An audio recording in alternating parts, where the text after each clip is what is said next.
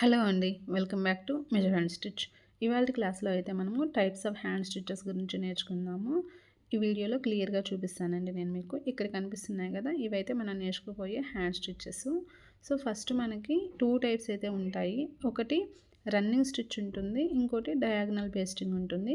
Running స్టిచ్‌లో మళ్ళీ 2 types. Even basting, non even basting. Even బేస్టింగ్‌లో long running stitch, short running stitch ఇవైతే ఉంటాయండి మనకి. సో, వీటి గురించి క్లియర్‌గా చూద్దాము.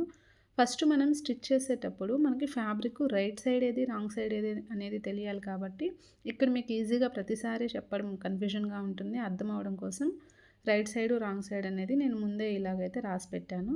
సో, ఫస్ట్ మనం ఎప్పుడు ఏ స్టిచ్ వేస్తున్నా కానీ రాంగ్ సైడ్ నుంచే నీడిల్‌ని తీసుకోవాలి. రైట్ సైడ్ మనకి స్టిచెస్ ఉంటుంది. Wrong side knots with stitches ఉంటాయన్నమాట. సో, ఫస్ట్ ఇప్పుడు మనం చేసేదొచ్చేసి రన్నింగ్ స్టిచ్ అండి.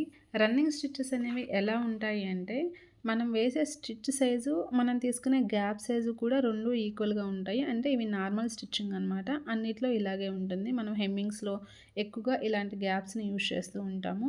సో, మనం తీసుకునే size, stitch size, gap size 2 ఈక్వల్‌గా ఉండి స్ట్రెయిట్ లైన్‌లో మనం స్టిచ్ చేసుకుంటూ పోతే దాన్నొచ్చేసి మనము రన్నింగ్ స్టిచ్ అంటాము.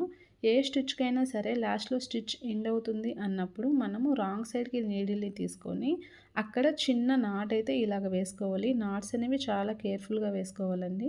ఎందుకంటే మనం అవి పెద్దవిగా వేసినా స్టిచ్ అంతా పాడవుతుంది. అలాగని సరిగా వేయకపోతే ఊడిపోతే హ్యాండ్ స్టిచెస్ కాబట్టి మొత్తం ఊడే ఛాన్స్ ఉంటుంది కాబట్టి మనం కొంచెం కేర్‌ఫుల్‌గా ఇలాగ నాట్ చేసుకోవాలి.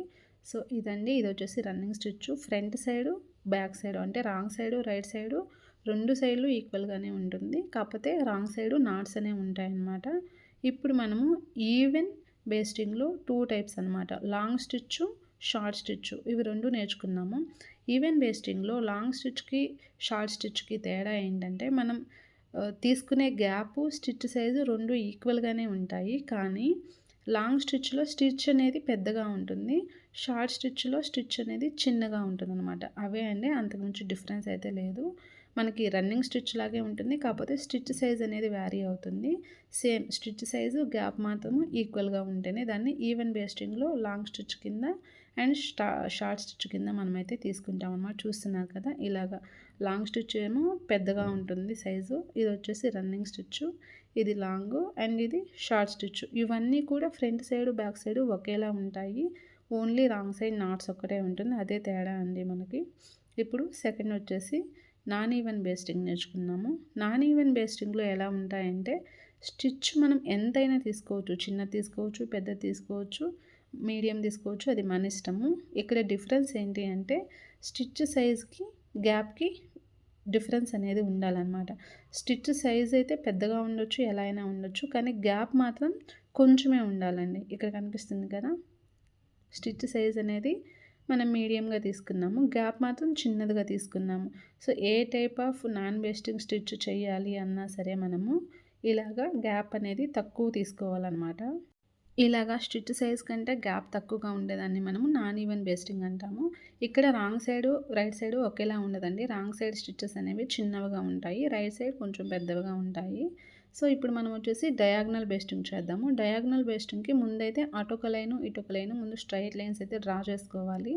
ఇలాగ మనం లైన్స్ డ్రా చేసుకుంటే స్టిచ్ అనేది పర్ఫెక్ట్‌గా వస్తుంది. డయాగ్నల్ బేస్టింగే కాదు, రిమైనింగ్ వాటికి కూడా కావాలంటే మీరు స్ట్రెయిట్ లైన్ డ్రా చేసి అలాగే స్టిచ్ వేసుకుంటే పర్ఫెక్ట్‌గా వస్తుందండి.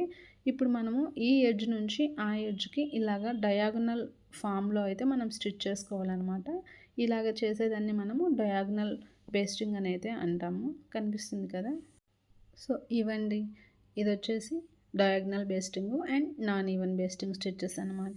ఈ డయాగ్నల్ బేస్టింగ్‌కి రైట్ సైడు క్రాస్‌గా ఉంటుంది. రాంగ్ సైడ్ కొంచెం స్ట్రెయిట్‌గా ఉంటాయి. కొంచెం వ్యారీ అవుతుంది.